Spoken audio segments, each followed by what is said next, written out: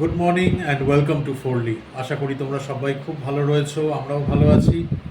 আর আস্তে আস্তে ধাতস্থ হচ্ছি, জিনিসটা ডাইলিউট হচ্ছে আস্তে আস্তে। চেষ্টা করছি, সেটাই, ডাইলিউট করার চেষ্টা করছি। সেই জন্য আজকে আবার চায়ের টেবিল থেকেই ব্লগটাকে স্টার্ট করলাম। একেবারে ভুলে যাওয়ার মতন জিনিস এটা একদমই না, আর এত কম সময়ের মধ্যে তো আরোই ভুলে যাওয়ার মতন জিনিস না। যারা এই সিচুয়েশনটা ওইখানে থেকে ফেস করেছে, আমাদের ভেতরে যে কি চলছে এখনো আজীবন চলবে। যারা হারিয়েছে না, সেসব ওয়াইফদের যখন মানে এগুলো জিজ্ঞেস করছে তোমার নিউজ রিপোর্টাররা, তারা যখন ওগুলোকে বলছে, ভেতরটা তো ফেটে যাচ্ছে। কয়েকজন তো বলছেই যে আমি আপনার সঙ্গে কথা বলছি, আপনার মুখটা আমার চোখের সামনে ভাসছে না, আমার ওদের মুখটা চোখের সামনে ভাসছে। মানে এটা মনে হয় যতদিন বেঁচে থাকবে ততদিন ওরকমই থাকবে। আমি যতক্ষণ ক্লাসটা নিই, বাচ্চাগুলো আসে, তখন মাথা থেকে মানে সত্যি তখন মাথায় থাকে না, কারণ তখন ওদের ভিতরে ঢুকে যায় পড়াশুনো। যেই মোমেন্টে ওরা সব বেরিয়ে গেল, ক্লাস ওভার হয়ে গেল, ব্যাস আবার সেই মাথায় ঘুরতে থাকে। রোজ 4টে অবধি জেগেই থাকছে, কেন জানি না, মাথা থেকে কিছুতেই বেরোচ্ছে না। চট করে এত জিনিস না, মানে এত লোকের কান্না কষ্ট চোখের সামনে, কিছুতেই বলতে পারছি না। কালকেও আমরা 12:30টার সময় খেয়েছি, তাই না বলো? আছি না, খেতে বসতে ইচ্ছাও করছে না। 12:30 বাজে তখন আমরা ডিনার করতে সৌরভকে বসেছি। বলছি 12:15 বাজে যখন খেতে দেবো, বলছি একটু পরে একটু পরে। সৌরভ এরকম করে না কখনো, এত বেলায় খাই না, বরঞ্চ ওই তাড়া দেয় তাড়াতাড়ি খেয়ে নেবো। মানে আমার পড়াটা হলো 10-15 মিনিট কি ম্যাক্সিমাম আধা ঘন্টা বসলাম, তারপরেই খেয়ে নেবো।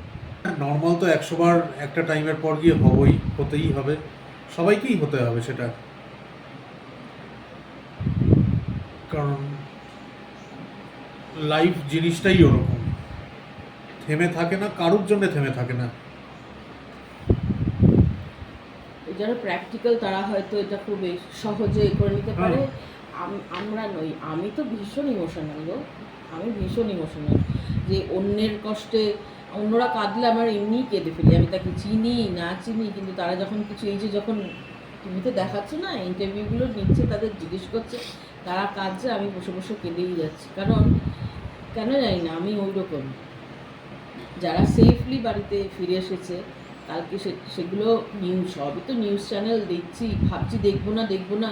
বেবু আমাকে বারবার বলছে, কারণ বেবু জানে আমার একটুখানি প্যানিক রয়েছে, প্যানিক অ্যাটাক হয়েও ছিল যখন করোনার সময়। বেবু ওই জন্য বলছে, মা তুমি একদম টিভি দেখবে না, মানে নিউজ চ্যানেল তো দেখবেই না। কিন্তু না, আমি আটকাতে পারছি না, যে দেখি যদি কিছু দেখায়, যদি কিছু বলে, কি বলছে, কার কী কীরকম কী সিচুয়েশন ছিল। কালকে দেখলাম যারা ফিরে এসেছে বম্বে এয়ারপোর্টে, ছত্রপতি শিবাজি, ওইখানে সবাইকে একটা করে ছোটো ছোটো বুকে দিচ্ছে, তাদের এক্সপিরিয়েন্স জিজ্ঞেস করছে। তখনও দেখছি কত বাচ্চা বয়স্ক সব ঘুরতে গিয়েছিলো। যাই হোক, তারা সেফলি সব ফিরে এসেছে। ব্যাঙ্গালোর থেকেও অনেকে গেছে, তারাও ওইখানেই নেমেছে, তারপর ব্যাঙ্গালোর আসবে আবার নেক্সট ফ্লাইট ধরে। ভালো লাগলো যে তারা অ্যাটলিস্ট, তাই না, সেফলি বাড়ি ফিরে এসেছে। লাইফ আবার নর্মাল হয়ে যাবে সবার জন্যে, এক্সেপ্ট যারা হারিয়েছে। আবার হয়তো সেই জায়গায় লোকেরা ঘুরতেও যাবে। 28 জন কি, 28 জন না, 28টা ফ্যামিলি, 28টা ফ্যামিলি শেষ হয়ে গেল। কি আম গো এগুলো? এইটা তোমার বাদামি, এই ওদিকে এক কুকার দুধ। হ্যাঁ, কারণ এখন না পনির আনছি না, এইসব বেরোচ্ছে না পনিরে, কারেক্ট, অ্যাডাল্ট্রেশন হচ্ছে পনিরে, সেই জন্য পনির আনছি না। ওই 1 লিটার 1.5 লিটার দুধ বসিয়েছি, ওটাকে ছানা কাটাবো, কারণ 1 লিটারে একটুখানি হয়ে যাবে, সেই জন্য ওই পনির মানে ছানা কাটাবো। আর আম মুড়ি আর দই দিয়ে মেখে দেবো, ওটা ব্রেকফাস্ট। দারুণ ব্রেকফাস্ট। আমগুলো খুব মিষ্টি না, খুব মিষ্টি না, দেখো একটু খেয়ে, আমি একটু খেয়ে দেখেছি, মিষ্টি, একটু টক আছে না, একটু টক। ওটা একটু রেখে দেবো তাহলে, এই জন্যেই একটু সামান্য টক আছে। হ্যাঁ মানে এগুলো রাখতে একটু ইয়েলোইশ হলে না তাহলে মিষ্টি হবে। আসলে আমি ওই নীলম বা ওই এটা কি আম এটা? কেসার ওগুলো পাইনি, এটা বাদামি। আচ্ছা, এখনো দেখো এখনো একটু টাইম লাগবে। এই মে মাস থেকে হ্যাঁ, আশা করি ভালো আম পাবো। তো এটাকে একটুখানি কেটে কেটে এটার মধ্যে একটুখানি দই দিয়ে মেখে দিচ্ছি, একসাথেই মাখছি, তারপরে ভাগ করে দেবো 3 মিনিট। হ্যাঁ, আচ্ছা। দুটো বাটিতে দুজনের জন্য সার্ভ করে দিচ্ছি, একটা সৌরভ একটা বেবো খাবে, আমিও খেয়ে নেব। দেখো 1.5 লিটার দুধ, এই ছানা কাটালাম, এটাকে এখন মাখবো। অবস্থা কতটুকু তাই পনিরের সাবস্টিটিউট। তো কি একই তো, ভালো তো, ছানা খাওয়া ভালো। আমাদের বাড়িতে এরকম আমি দুধ সেটা বলছি না, আমরা যেটা রেডিমেড খেয়ে খেয়ে অভ্যস্ত, কি করা যাবে। এখন এমন একটা নিউজ। একদিন পনিরও বানাবো বাড়িতে, কারণ বেবো বলছে মা ছানা বানাচ্ছ ঠিক আছে, ছানার কোফতা বাকি ছানার তরকারি কিছু বা যেটাই কোফতা কারি, বলছে পনিরও বানাতে হয়, পনির বানাতে একটু টাইম লাগে, তো এটা একটু তাড়াতাড়ি হয়ে যাবে, টাইম টেকিং গো পনির বানানো, তবু একদিন বানাবো দেখাবো। আর এটা কোফতা বানাবো, আলু দিয়ে নিরামিষ তরকারি। আর কি বানাই বলো তো, এর সাথে আর একটা কিছু বানা, আর উচ্ছে নেই গো। বেগুন আছে না? হ্যাঁ বেগুন ভাজা আবার বোর হয়ে গেছে। ঠিক আছে দেখবো তাহলে একটা কিছু করে নেবো, কারণ এক তরকারি ভাত খাই না, তো এটার সঙ্গে একটা কিছু করে নেবো। আগে এটা করি, এটা করতেই এখন ভাজতে টাইম লাগবে, তারপরে তো আবার তরকারি। কিছু ভাজাভুজি করছি না, এটা তেল পটল করছি, মানে এটা ইজিয়েস্ট তেল পটল। তেলের মধ্যে, যেই তেলটার মধ্যে ওই পাকোড়াগুলো ভেজেছিলাম, নট পাকোড়া, ওই পনিরের যে এগুলো,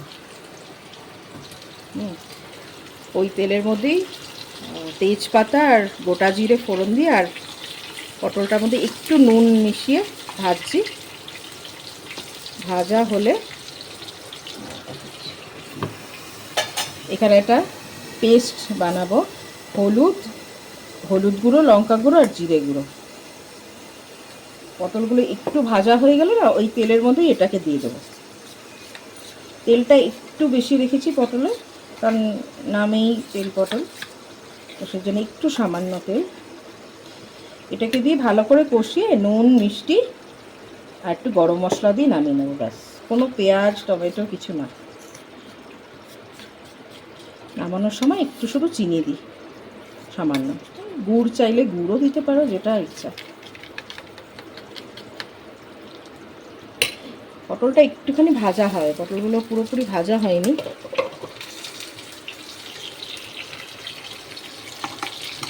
তেলটা একটু বেশিই থাকবে, কারণ মশলাটা দেওয়ার পরে তেলটা শুকিয়ে যাবে, অতটা তেল আর থাকবে না। এটার মধ্যে আর হলুদ দিইনি, কারণ মশলার মধ্যে যেহেতু হলুদ দিয়েছি সেই জন্য আর পটলে হলুদ মাখাইনি, একটু নুন দিয়ে ভাজছি।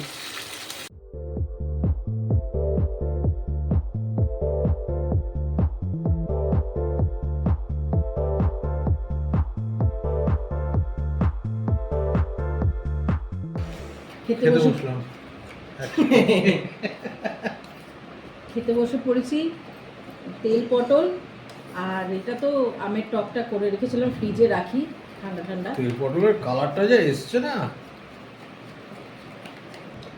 ভালো হয়েছে খেতে, সত্যি ভালো হয়েছে, দারুণ হয়েছে। বেশ গরম। 35 দেখাচ্ছে, আর বেশি হবে,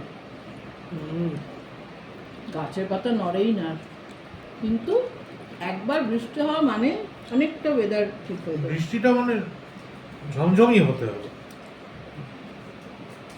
চিরিক করে 2 সেকেন্ডের বৃষ্টি হলে হবে না। আগে খুব বৃষ্টি হতো বলো।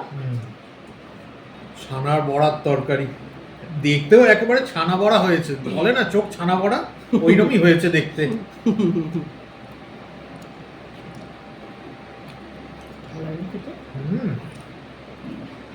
পনির তো আর হবে না বলো বাবা, না যতদিন না ভালো খবর পাচ্ছি ততদিন, মানে পনির ভালো বেরোচ্ছে ততদিন যাবো না, তাই না বলো। বেকার। গরমকালের সব থেকে ফেভারিট জিনিস আইসক্রিম। সৌরভ ম্যাঙ্গো আইসক্রিম খেতে ভীষণ ভালোবাসে, মানে ম্যাঙ্গো ফ্লেভারের, তো সেই জন্য একটা ম্যাঙ্গো ফ্লেভারের আইসক্রিম এনেছিলাম।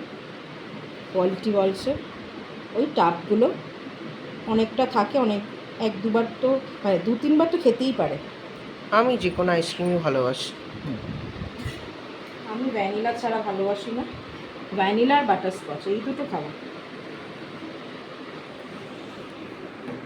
দেবো তাই, ম্যাঙ্গো খাবে। হ্যাঁ। আর একটু দেবো কিনা জানি না, তো আমার ওসব স্কুপ টুপ নাই, স্পুনই আমার যথেষ্ট। আমার মেয়েও বসে আছে, বলছি একটা আইসক্রিম দাও। আচ্ছা, এটা সৌরভের, এটা বেবর, এটা আমার। এইটা আগে আনা হয়েছিল একদিন, অনেকটা ওরা অনেকটাই খেয়ে নিয়েছে, একটুখানি আছে, ওখান থেকে আমি একটু নিলাম আর একটু রেখে দিলাম। আমি অতটা খাই না একসাথে, এখন আবার রেখে দেবো, কাল খেতে পারবে। স্যাটারডে আছে, সানডে, 2 দিন হয়ে যাবে ভালো মতো। আজ এটুকানি কি থাকলো, কাল আবার দেখা হচ্ছে তোমাদের সাথে। সবাই খুব ভালো থেকো, সুস্থ থেকো, আর সঙ্গে থেকো আমাদের। Good night.